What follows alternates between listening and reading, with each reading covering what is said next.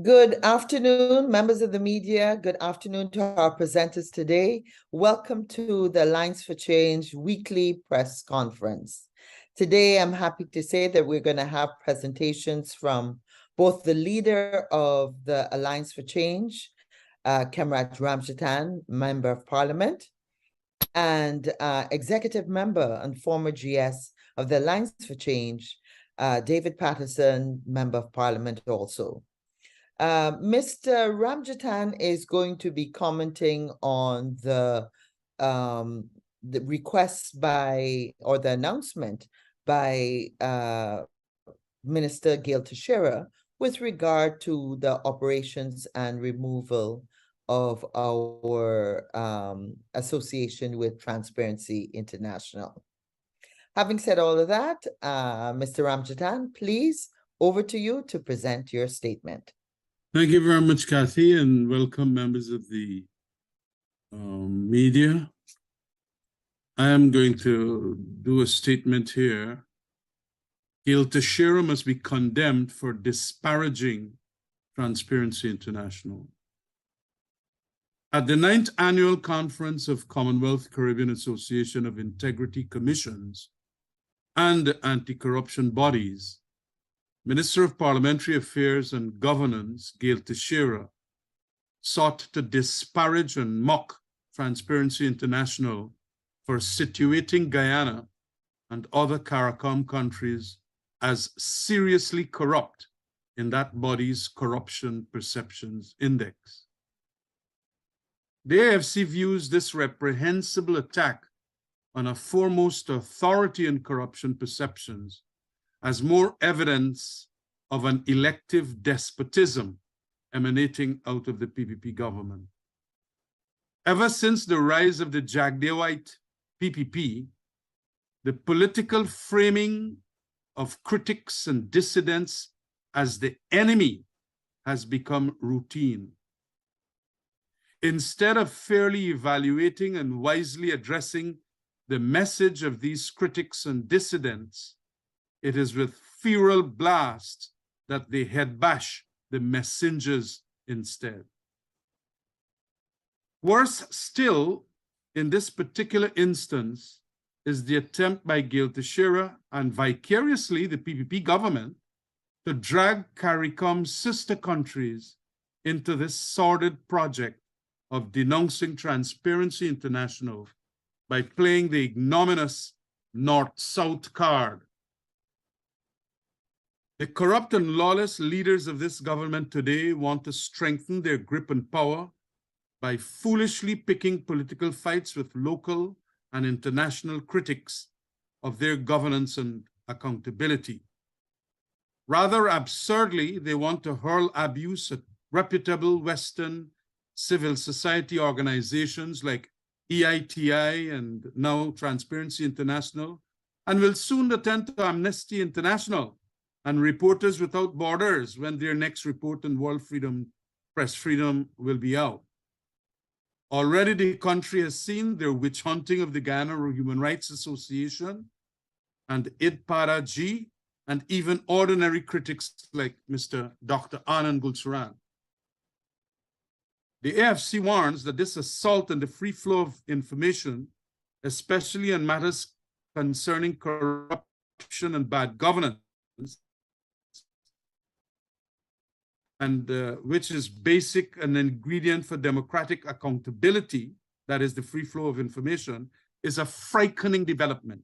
Gail Teixeira's attempt at disparagement of Transparency International then must therefore forthrightly be condemned. Thank you very much. Thank you, Mr. Ramjatan. And can I ask Mr. David Patterson to make his presentations, which will include comments on the PPC and gas to shore?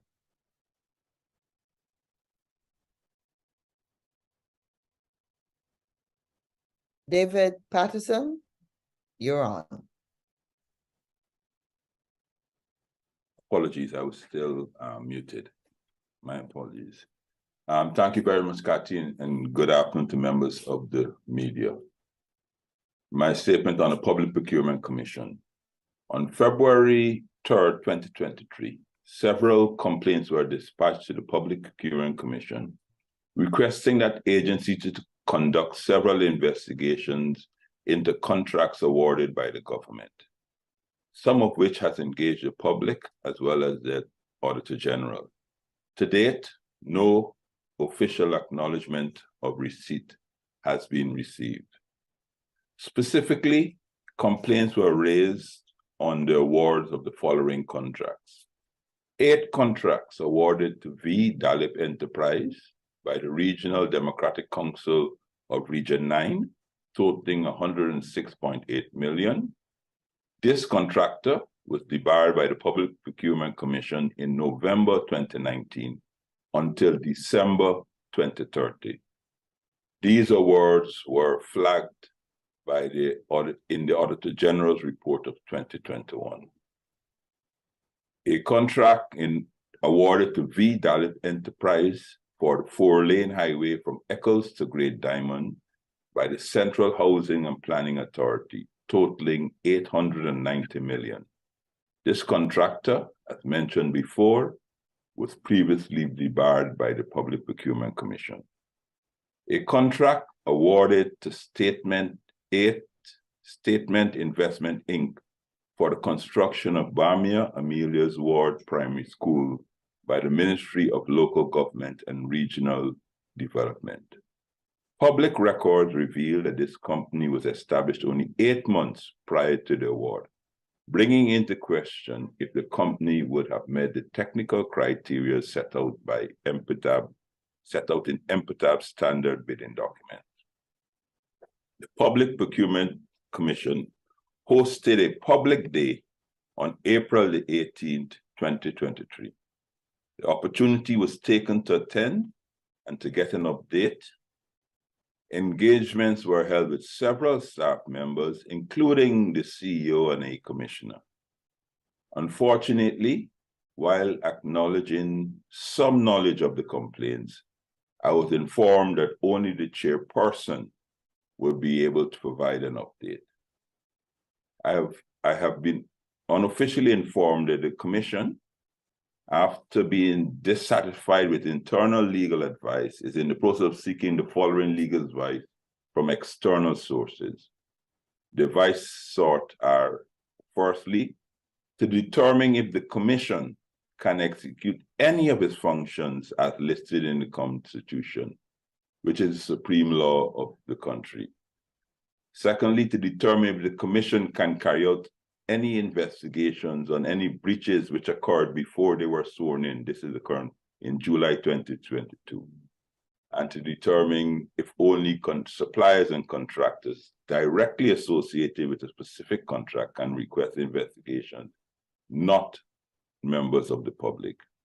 This is a bizarre and unorthodox position, since a member of Parliament previously brought a complaint regarding the Demerara Harbour Bridge feasibility study, which the PPC investigated. The Public Procurement Commission, after receiving a budget of $268 million for 2023, is currently enjoying spending the taxpayers' money, but it is now only trying to find out if it can function as it's constitutionally mandated to do. Also, after being almost 1 year in office. In other words, the Public Procurement Commission is now of the opinion, despite their internal legal advice, that it is a powerless commission without any legal framework to execute its constitutional mandate. The AFC rejects this position and calls on the PPC to commence executing its constitutionally enshrined functions. End of quote. I now have another statement on the Gas to Shore project. Last year, the parliamentary opposition tabled a motion requesting that further studies be conducted on the technical and financial feasibility of the proposed Wales Gas to Shore project. This motion was rejected by the government. We once again called for further independent studies to be conducted on this project.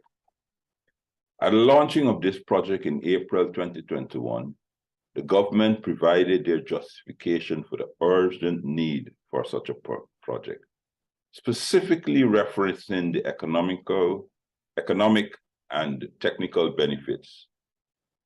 As recently as last month, their initial projections used to justify this project as proven way off mark. The initial project cost was listed as $910 million US. That was in April 2021, inclusive of the gas pipeline, gas and power plants, and associated construction work costs. This project now stands at over $2.2 billion US and increasing. No justification has been provided why in less than 2 years the cost has risen by almost 150%. In any normal functioning democracy, such a sharp increase in cost over such a short period, would be of concern and triggered a full project review. In April 2021, in justifying the urgent need for such a project, the government claimed that by 2026, the country's energy demand, as the fastest growing economy in the world, would be 3,000 gigawatts per annum. They warned that if this project was not completed, the country would be faced with insufficient generating capacity. The country's projected energy demand has now been revised downwards to 2,000 gigawatts per annum by 2026, almost 50% reduction in projected demand. Having grossly overstated the projected power demand, to now make the gas to shore financially viable, the government will be decommissioning all our existing generating plants, units that cost over $450 million US over the last 10 years. It is obvious that the Wales gas to shore project was ill-conceived based on incorrect data and inadequate studies. To continue without detailed analysis will only result in a failed project at the expense of taxpayers. And Kathy, I do have a short comment I would like to make on. Yes, please GPL. go ahead. My apologies, I'm just trying to. That's all right.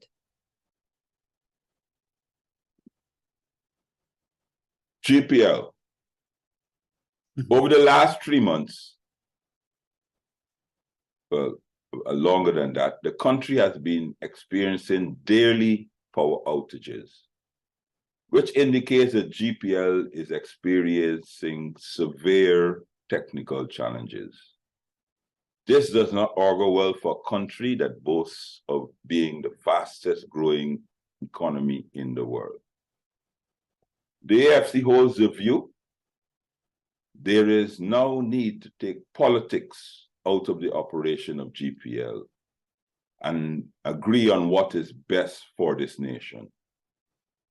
Despite the statistics, our country's real development will continue to be negatively impacted if we do not improve the management of GPL.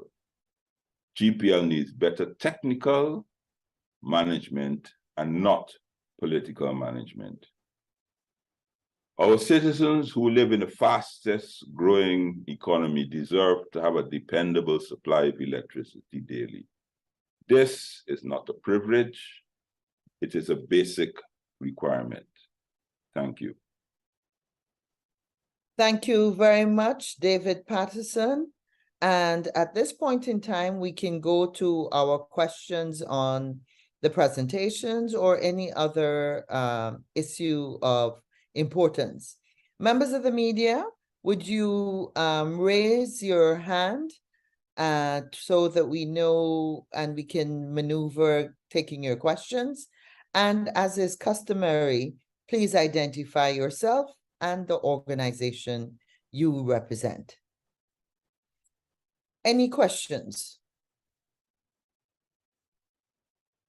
Adam Harris, hands up. Yes, a very Oh. good yeah, it's all right. No problem. Thank Still you. around.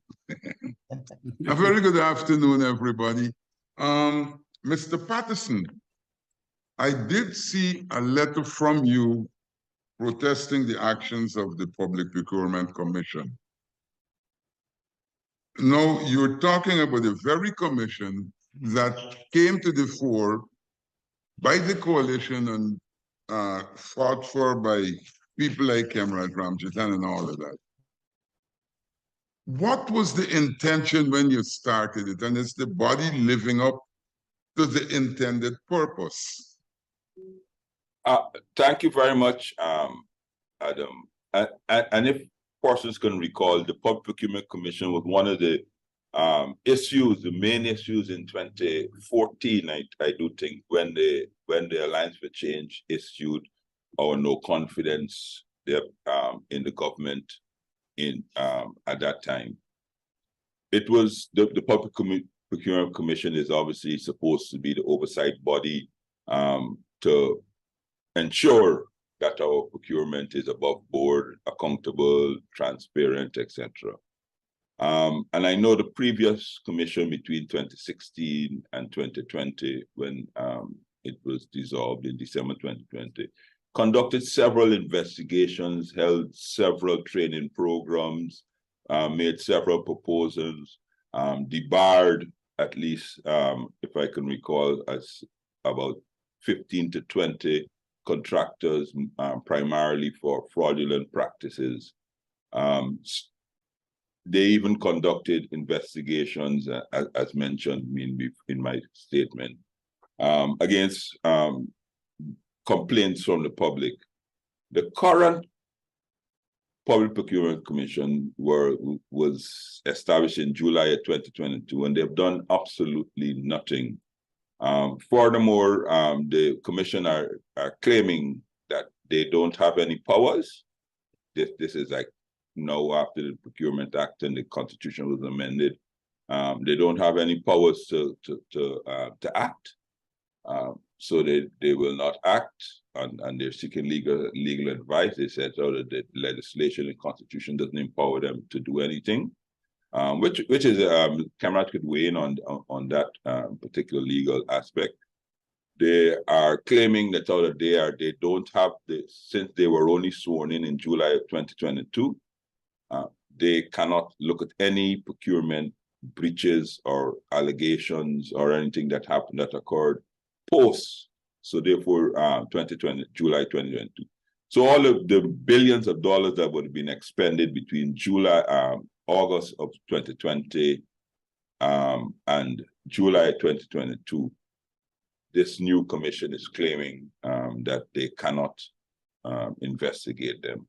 And obviously, as I said, they're claiming that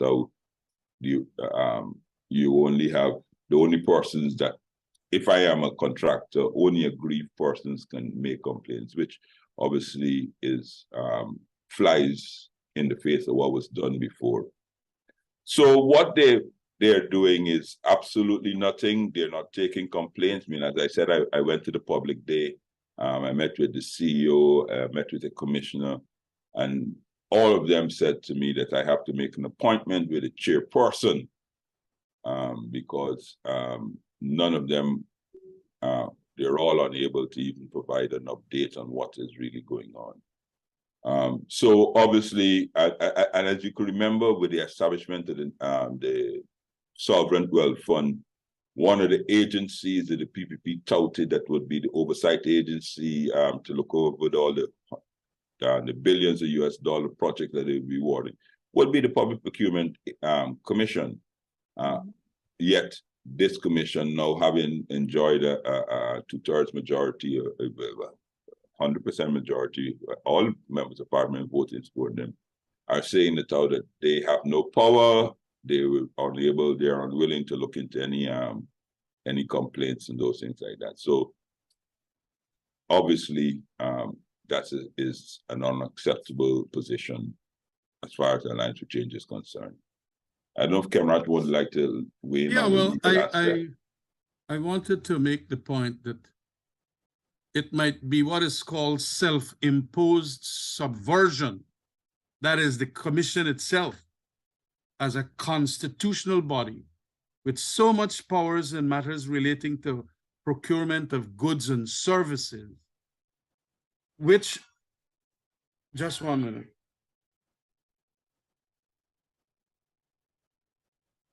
Look, I am at a press conference. I'm at the press conference. Yeah, we are having a subversion from the inside, especially coming from the chairman, who has indicated that a number of things here ought not to be done, like, first of all, taking complaints from people outside that are suppliers and so on, and also not wanting to do any kind of scrutiny in relation to matters prior to them coming into being, that is July last year. This is very strange. And the Constitution provides that procurement commission with almost court of appeal kinds of powers on matters of procurement. And it is very broad ranging. And so I do not understand how come you can have a commission, taking an approach like that, whereby it is subverting its own activity of ensuring that there is scrutiny from so many complainants who can be, citizens of Guyana or law-abiding citizens of Guyana and taxpayers. So it is very, very strange. And I think that the government of the day or the parliament should seek to conduct at least some investigation as to what is happening with that Public Procurement Commission. It is very strange, very, very strange as to how they're operating. When you get this kind of criticism coming from the operations of this commission, it seems like they are deliberately taking the position of not wanting to scrutinize all these very faulty and flawed contracts. Thank you very much. Follow up. Sorry. Please go ahead, Adam. Yeah. No, this PPC, on it, there is a representative or a person appointed by the opposition. Am I right? There are two of them. Two. If you're appointed by the opposition, I would believe that you are beholden to report to the parties or the section who appointed you. Are these people reporting to you, or are they, like so many of us Guyanese, afraid to talk for whatever reason? And can they be expelled for talking?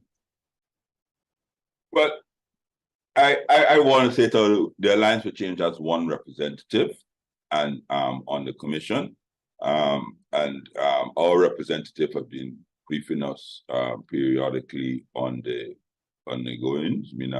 After every so often, I would raise the question of the status of the complaints, or even how many complaints would have been examined, and what we're reporting are some of the feedbacks from our commission.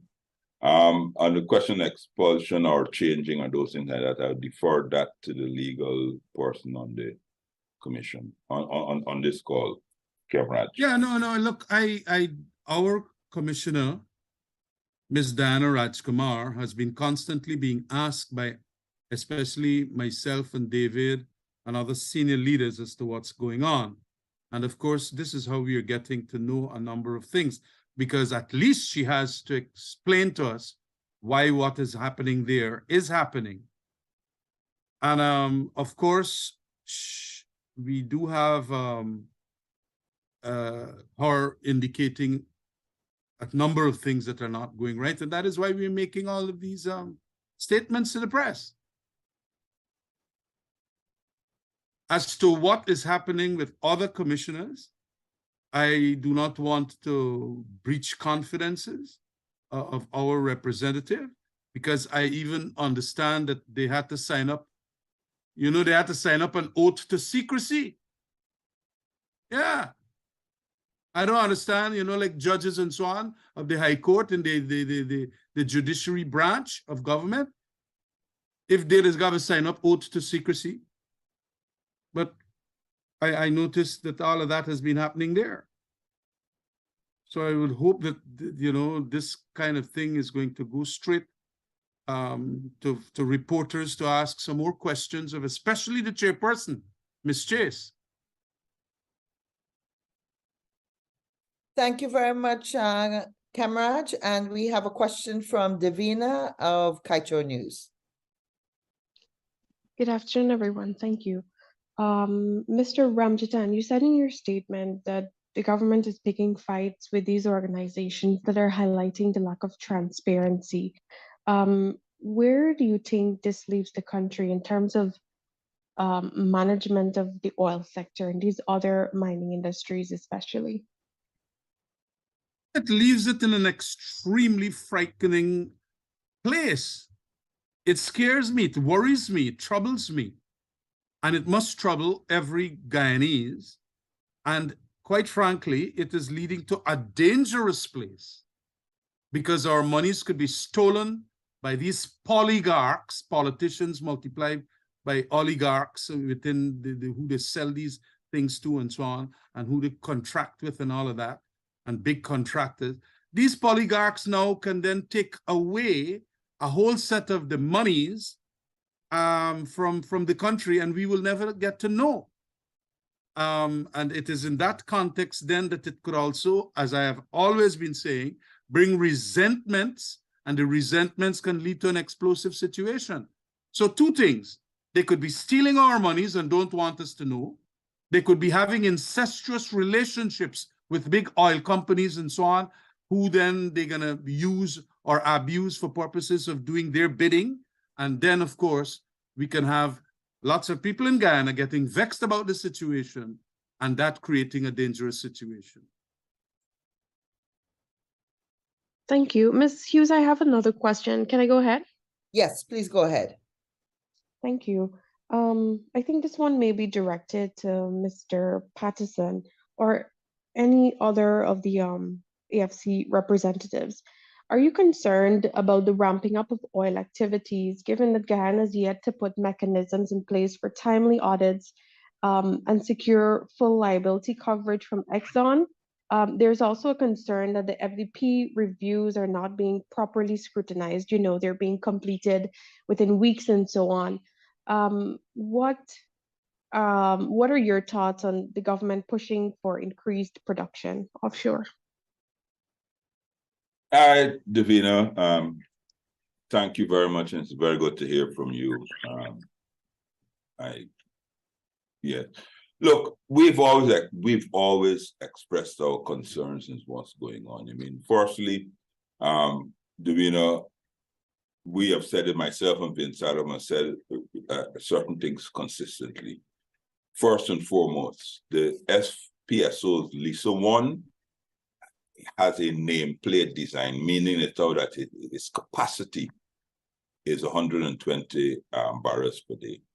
It is now producing, we're told, 140,000 barrels per day.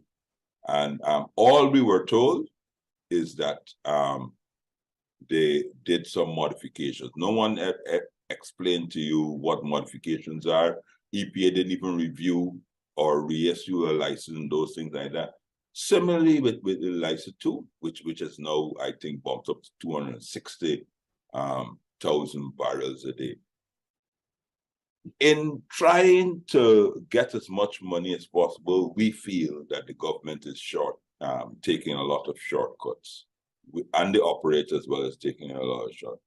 We're getting, as you said, we're getting assurances that everything is okay, yet we have not been able to get any details. And I specifically tell you that last year, I think it was last year or early this year, there was a 1 barrel of crude oil spilled.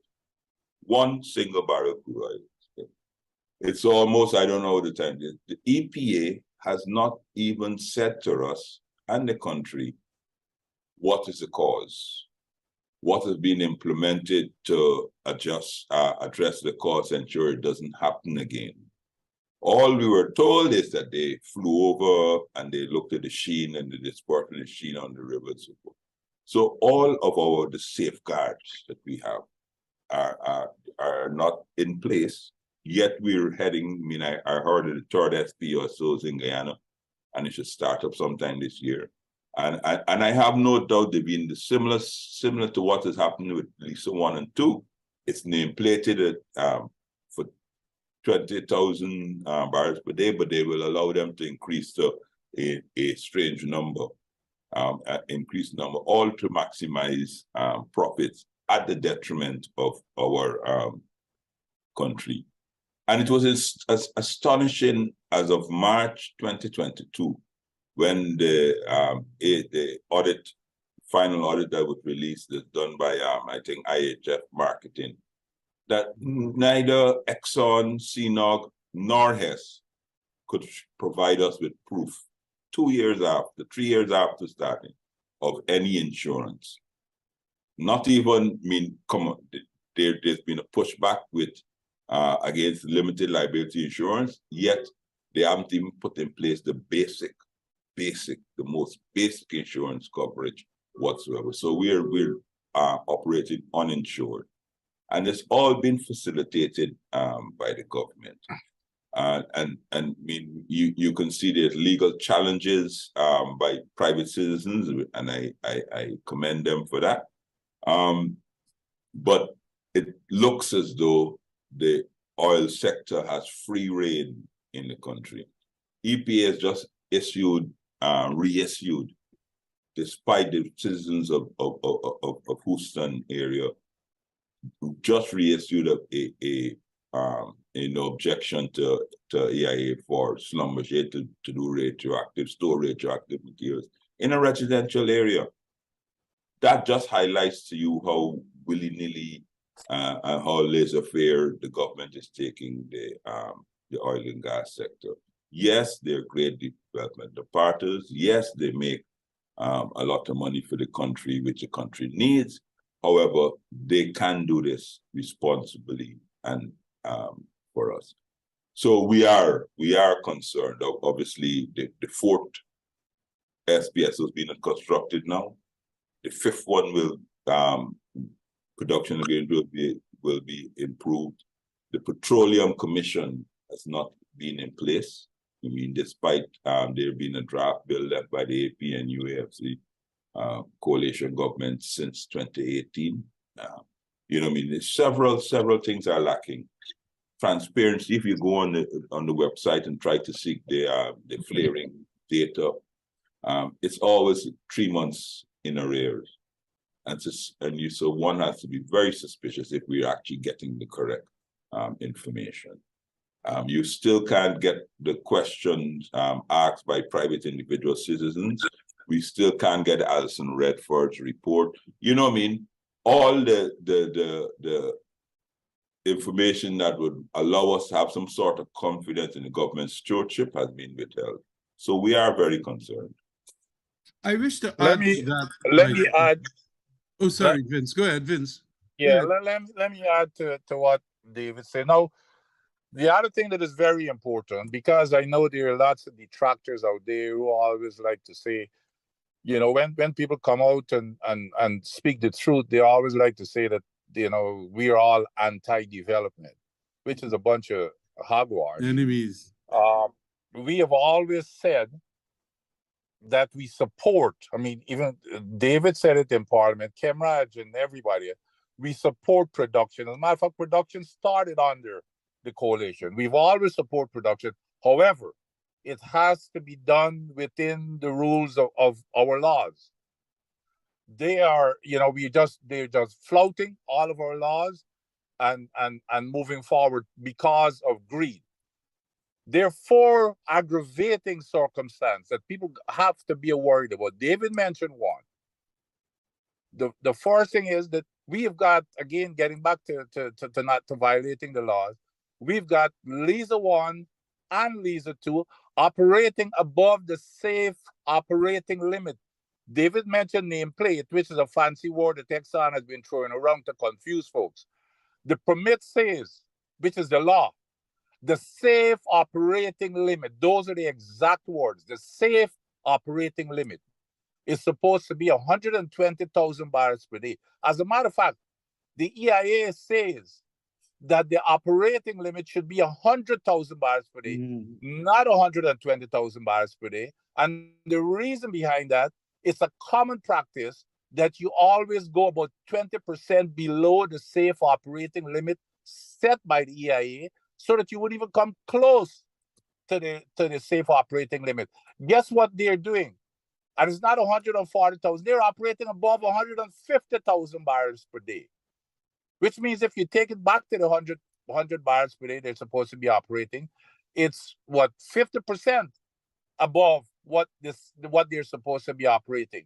So and 25% above the safe operating limit. So that's a major problem. The second thing is we have no on-site presence there to provide any type of oversight. The coalition, as you remember, Davina, the coalition had worked with the World Bank. The World Bank came out with a plan, a big report. The World Bank came up with an organization comprised of 36 high-level petroleum professionals, 36, which are supposed to be used to be out there 24/7 to see firsthand what is going on, to provide good oversight, to prevent, and that's another guardrails. The other thing is, here we've got those conditions that enhances the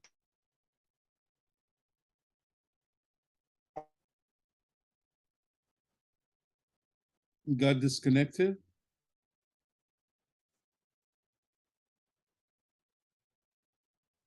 Vince? Camera, you proceed if Vince will come back on.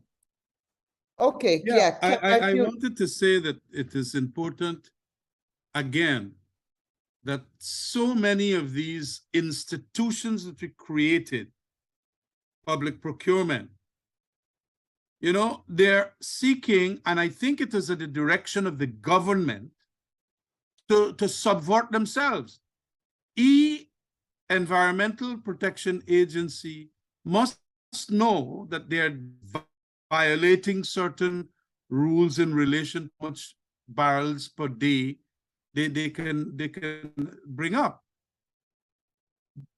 And so we get it all around the place here, as to how the government, by its interference, deliberately so, and also by the timidity of some of these institutional heads and their leadership and their commissioners, they also allowing that to happen.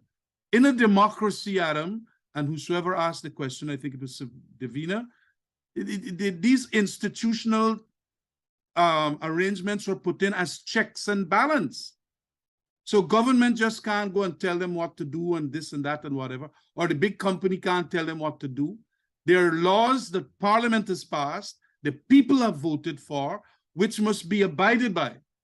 But we see now a destruction of institutional democracy in Guyana as a result of, first of all, the interference from the PPP government, and secondly, a timidity at the level of these bodies themselves and their membership.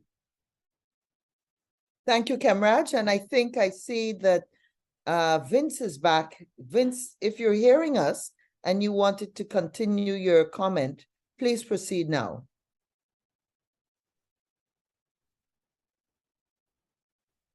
Okay, so we have to assume that Vince cannot hear us. Vince, interject whenever you are ready. And let me ask if there are any other questions on any of the other issues. Yes, there is another question. Please And, go ahead, Adam. well, two. This question has to do with the gas to shore project. Now, Mr. Patterson said it started off at what, 921 million US dollars? That's right. And it's now somewhere with 2 billion US dollars. Was any of this taken to Parliament? Was there a feasibility study for this gas to shore project at its new site in Wales? What is going on? Who is reporting to whom? Thank you, Adam. And I want to say this as well. The numbers that I've shared there, the 910 US million, that didn't come from me. That came from, because of course, when we did the project was under it was under 600 million US dollars. And that was when it was developed in 2018. In 2021, when it was launched, this is coming from the Guyana, from Winston Brassington, the head of the Guyana, I think Gas and Power and Gas Inc. publicly said it out that it's, and in documents that I think I shared with the media, that the whole project was cost 910 million US dollars. Last year or this month, the number has gone up to over 2.2 billion US dollars and climbing. It was never carried to Parliament. The only discussion ever in Parliament was a motion which I brought, which requested that that the ministry, that all the documents and the justification, everything be submitted to the Natural Resources Subcommittee of Parliament, which never met, by the way, so that they could review to allow public discussions and then make recommendations and further. That was rejected by the PPP. Any studies, the last, I am, as I speak, on the Ministry of Ministry of Natural Resources website. And the only documents there were that they have to justify this were the pre-feasibility study, which was completed under my ministry since 2018. So there was no news, and a pre-feasibility study just simply to say, oh, listen, let us look at it, if it's even feasible enough to move it to a full feasibility study. That was all that was done.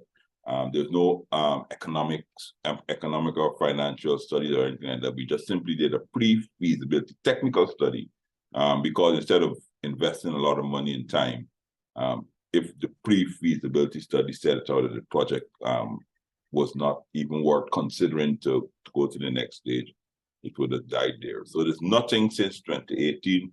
Nothing has gone to Parliament other than the monies that they've taken out, which is last count. It was something like 24 billion Guyana dollars, which they've taken out and given to the contractors.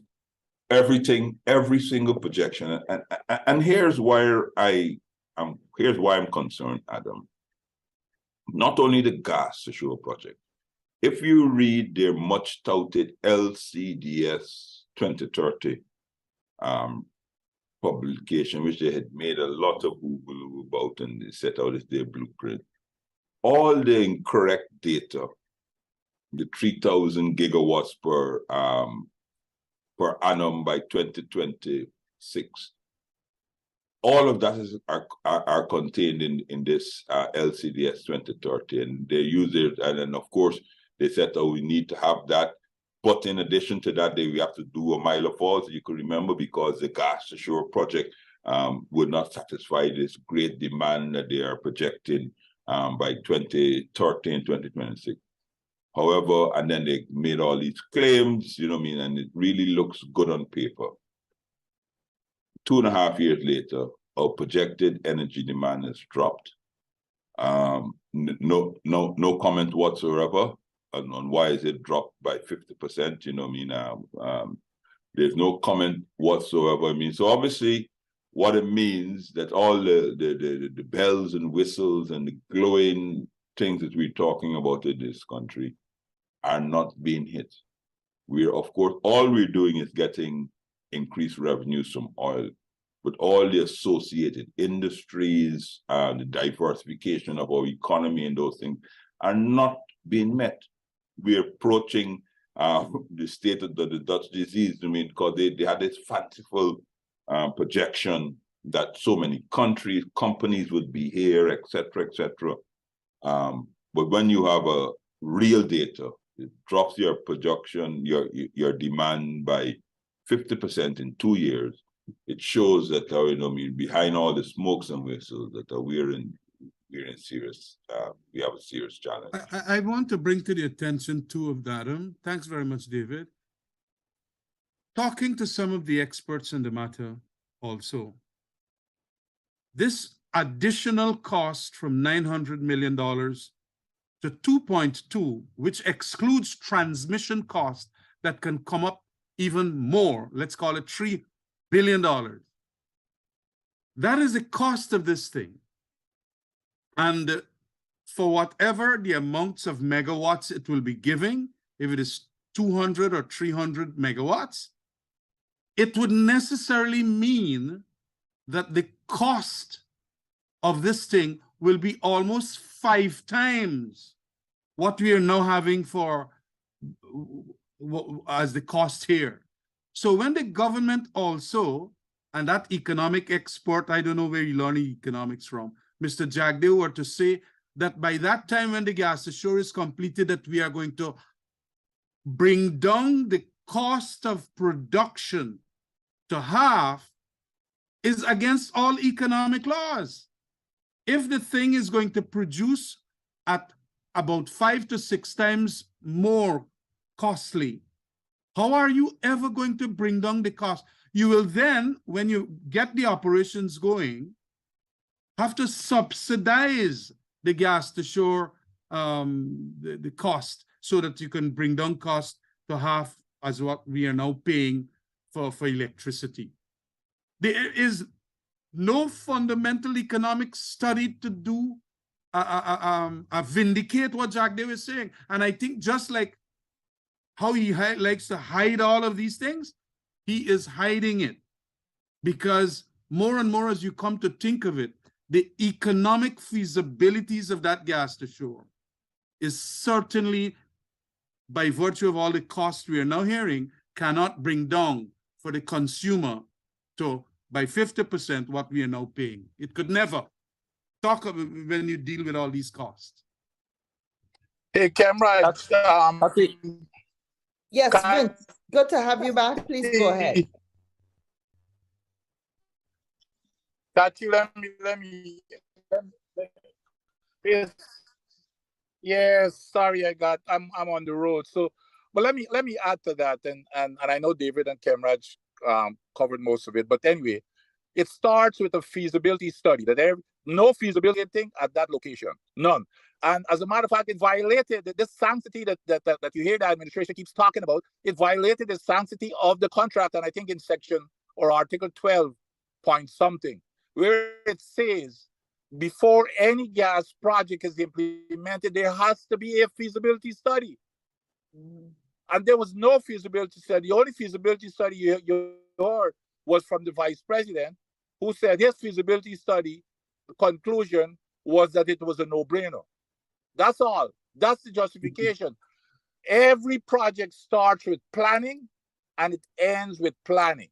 And that's where in the feasibility study, they would have made all of these projections where, with changing the economics and of the country, development of the country, all of that would have been taken into consideration.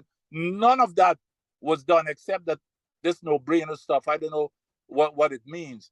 But there was no feasibility, which is in violation of the sanctity of the contract, which called for a feasibility study before any gas project was supposed to be implemented.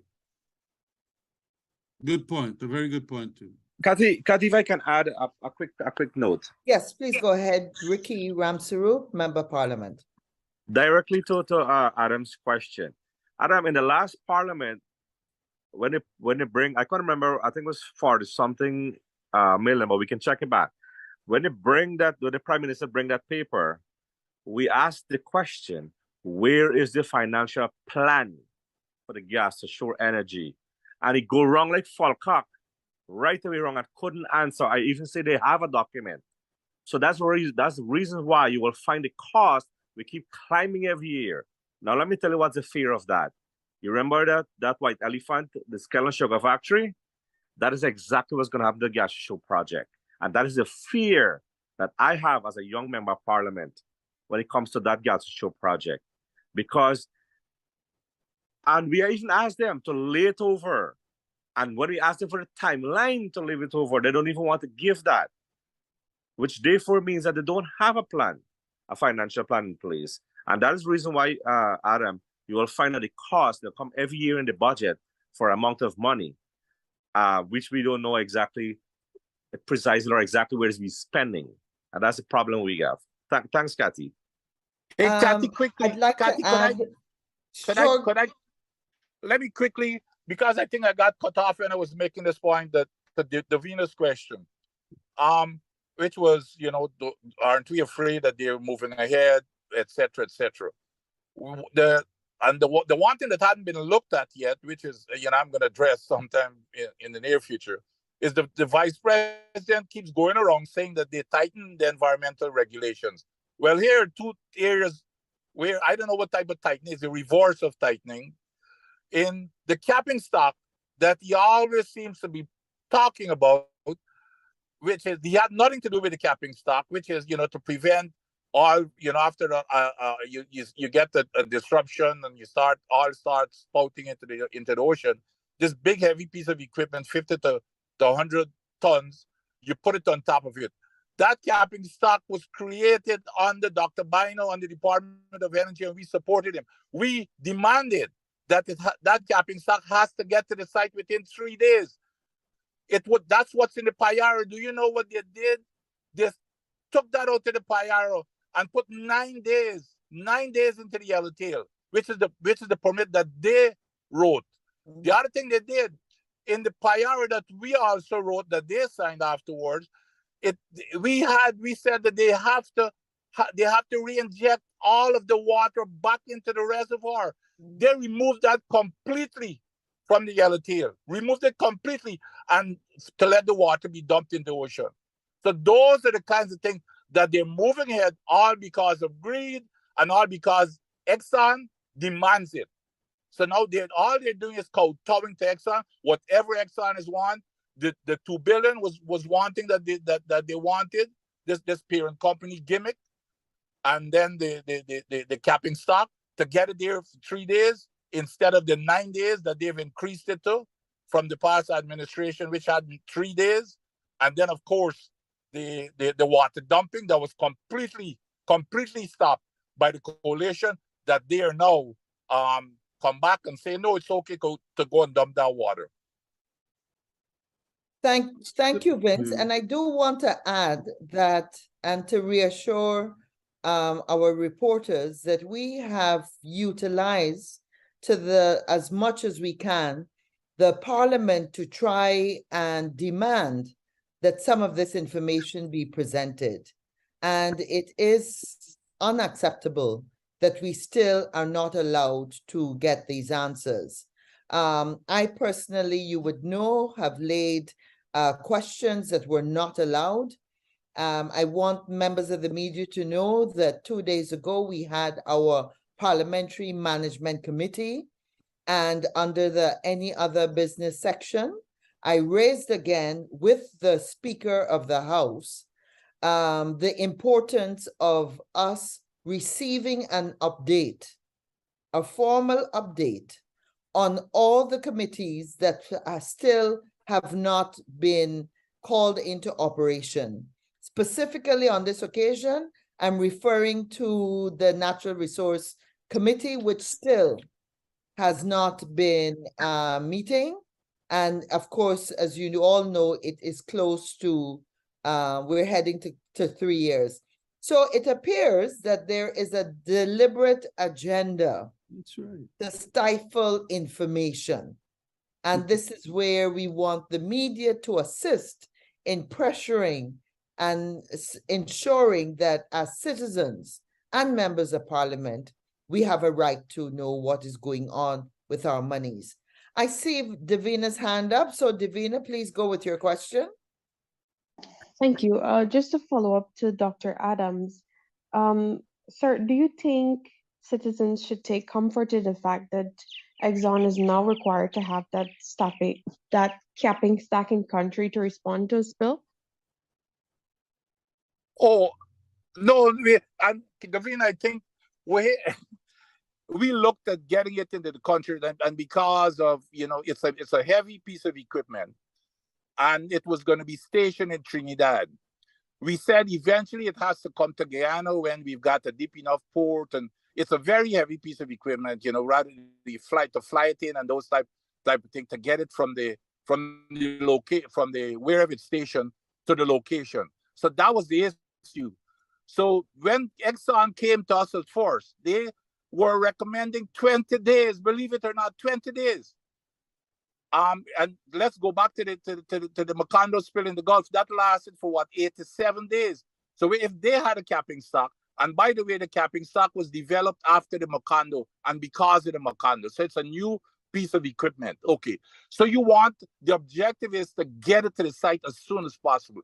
Exxon came to us, Dr. Bino, by the way, he is the one who should be taking credit for it, because I know he beat them over the head.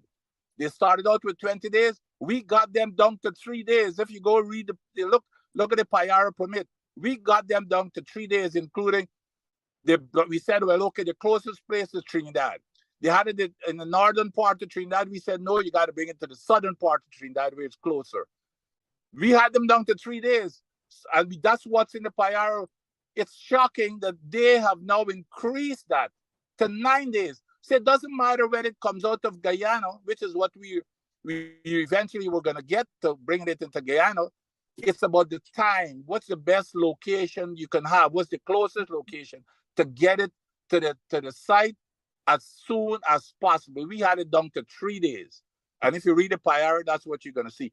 They, without any study, without any justification that they've published or anybody knows about, they've tripled that in the yellowtail to 9 days, secretly tripled it to 9 days.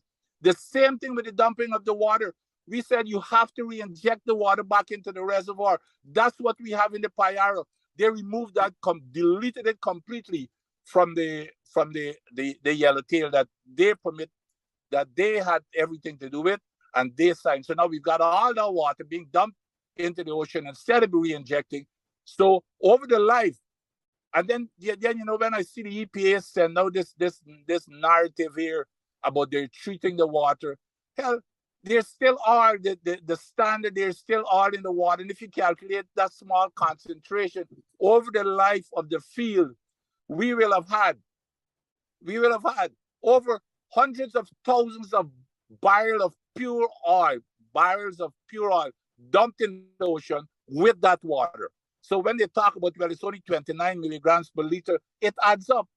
It adds up. For every million barrel of water that is dumped, it's 29 to 40 barrels of oil is going there. So if you add it up, you're going to be dumping over with hundreds of thousands of barrels of pure oil into that ocean, not to mention the toxic metals such as lead, mercury, and, by the way, and radioactivity. Natural radioactivity that is coming from the water from the earth. The standard is all internationally is to pump that water back from where it came, and they are now allowing, which is what we had decided, we had stopped, and now because if you read the Payara, we told them they've got to have the equipment on the ship. They were trying to shy away from that equipment because they claimed that when I asked them how much is it going to cost, they said 300 million. So I said, so you're telling me that the people's health and the environment of Guyana are not worth $300 million when you're going to be making hundreds of billions of dollars? That is their mindset right now. It's all about saving Exxon money and greediness. That's what this is about. Thank you very much, Vince. I think we're very, very close to wrapping up. I will take one more question from, are there any other questions? If not, please. Sorry? I have a follow-up, Davina. Okay, Davina, your question is going to be the last question. And colleagues, we have just about another 3 or 4 minutes to answer this question. Go right ahead, Davina. Okay, the thing is, I wasn't too clear on Dr. Adams' response, because what I'm trying to get from him is, if we as citizens, I as a normal Guyanese citizen, if I can take comfort in the fact that we don't have full liability coverage, but here we have a government saying to us that we have a capping stack in country to respond to an oil spill. What I'm trying to get is that, is this enough? Is this enough insurance? Is this enough protection? That is what I'm really trying to get from Dr. Oh, okay. I got you. Vince, allow me just Yeah. 2 seconds. Davina, I think fundamentally, I think one of the major issues we have is on this, people don't understand what a capping stack is. That's right. Yeah. A capping stack is like a cork you plug onto your wine bottle. I mean, if the you know that if you get a leak on your water pipe, so you put a blank on it to stop the leak. That is what is a capping stack. It does not prevent a leak, right? So basically, what the government is touting and trying to get us happy is that if there's a leak, their response time, because the capping stack is closer in Guyana as opposed to Trinidad, that they will get this this plug to plug the gas leak, the pipe, quicker, right? And I don't know if that is it will give people any comfort, because what we would prefer is better safeguards and better monitoring and those things, and ensure that we never ever need a capping stack, right? So they use these big words, as Vince would tell you, to make people think that this capping stack is a preventative issue. What it really is something to when there's a rupture and the oil starts pouring out, they plug it. It simply is a plug, to move the plug from, and the only benefit that we have with it being in Guyana, instead of taking 2 days, it'll be here 1 day. So therefore, if they're saying that it would minimize the time it was to be to plug the leak. But that's just preventative. What should I say? But we believe prevention is better than cure. That's just a cure. At the pressures that the Lisa one is, right now it pumps 120,000 barrels of oil a day. And if there's a spill, even if it takes a day or two, it's the difference between 160,000 barrels a day and 200,000 barrels a day if it comes out of Trinidad. So therefore, we should have no comfort in that. Our safeguards, our mechanisms, our insurances should always be in place. They are primary. They're the primary focus. Vince? Thank. No, that's an excellent explanation. I just want to close. I mean, let me just make this. I think that, Go ahead. Let me make this point. Look, please. Americans got their capping stock plus unlimited liability insurance. Yep. If America Camarades, let me, please do not say unlimited liability insurance, because I think that's what's I'm talking unlimited. The government is using unlimited parent company coverage, guarantee, not insurance. Yeah. There's a guarantee, it's not insurance. That's what you see, that's the narrative they're coming back with. Well, there's no such thing as insurance. It's not insurance, it's a parent company guarantee. It's not insurance. I agree with you. But the point I'm trying to make to Davina here is that what the Americans have is the capping stock plus this unlimited guarantee. Right. From the parent company. Why can't we have it here in Guyana? And the Guyanese citizens worse off. Yep. And so never take comfort. And I want to make this final point. You know, Jack Dale said that he's going to renegotiate the contract. Well, indeed, he has renegotiated the contract to even a more rotten contract from what we did, as he had said. Look what he's doing. No guarantee. And so if there is had been a negotiation. One at a time, gentlemen, please. Quickly, even worse than that, Camarade. Exxon agreed to it, they signed it into the permit. Yes. They agreed for a parent company, unlimited parent company guarantee. Mr. Jagger himself, Davina covered it in, I think, in August, because I'm coming out with a piece that is going to quote him. He's got a lengthy quote saying, yes, it's the law, they have to have it. He himself says not a question as if it's in there. It is there right now, except that the government did not have the backbone to enforce that as the law.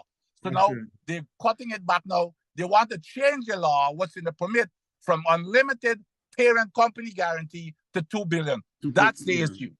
Yep. So it's like Okay, a gentlemen. renegotiation for a worse situation. Absolutely, Right, absolutely.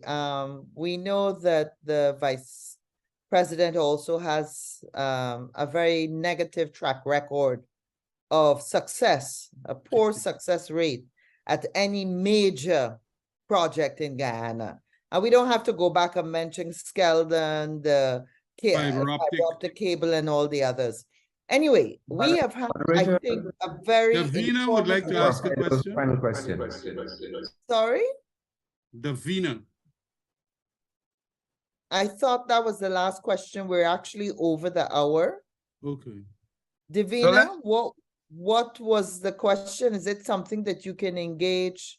Go ahead with your question, please. But gentlemen, we have to make it very short. Thank you so much, Ms. Hughes. Mr. Ramjatan, you spoke about the feasibility and so on of the gas to energy projects earlier on.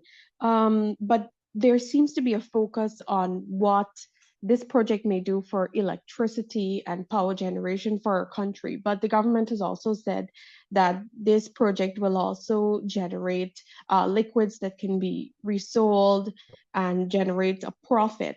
My question therefore is, do you think the sale of the liquids will make this project more viable? I will never know the answer to that. Let me answer this here. So you know what I mean? Yeah. Davina, I was responsible for the Guyana Energy Authority, and this is something I should write down. In 2018, when we did the pre-feasibility study, if you go back to the energy narrative report, the very first one, you will see in that, and I can go back and tell you that we were using 2,000, equivalent to 2,000 barrels of cooking gas. That's in 2018 per day. Sorry. The government, just like I told you about the projection on the power and those things like that, are saying, and obviously with the increase over 2018 to 2023, we're probably up to, like I would probably say, close to 3,000, 2,005. The government is saying that this project now will produce 4,000 barrels of cooking gas. The only savings that we would get, the only savings you get is the cost of the gas, and that is not economically viable to offset this project. You still have to buy gas, you still have to transport it around the country, and do all the issues of it.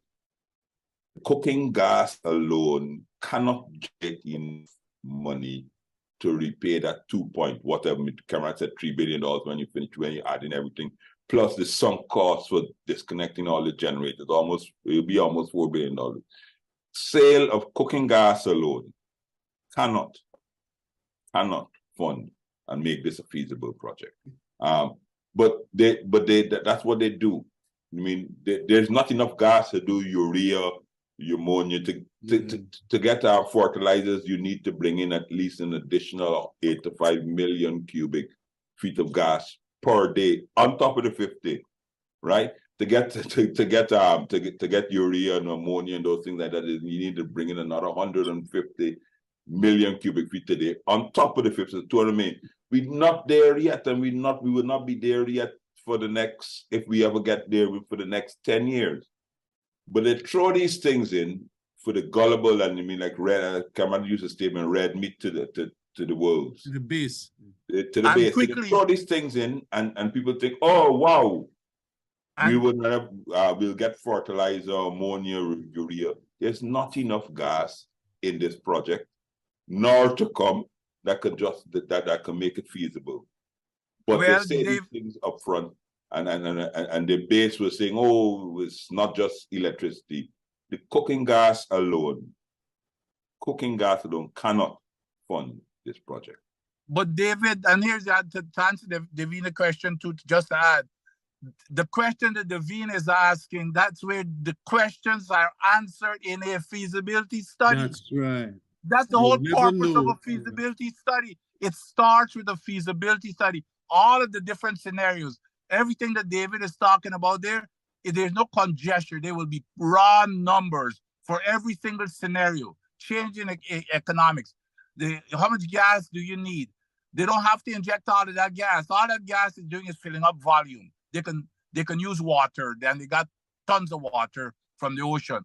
So it's about the feasibility study where everything's, and that is why they had the wisdom, at least we had the wisdom to make sure in the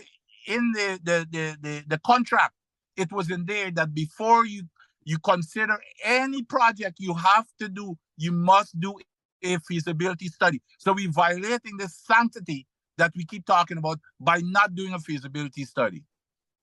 Thank you very much, Vince. Thank you very much, presenters today. Thank you very much to the media for joining us this afternoon. And let me wish you a safe weekend, and we will see you next week. Thank you. And happy Eid al-Fitr, Eid al-Barak Yes. to everyone. Yes. Bye. Thanks. Thank you.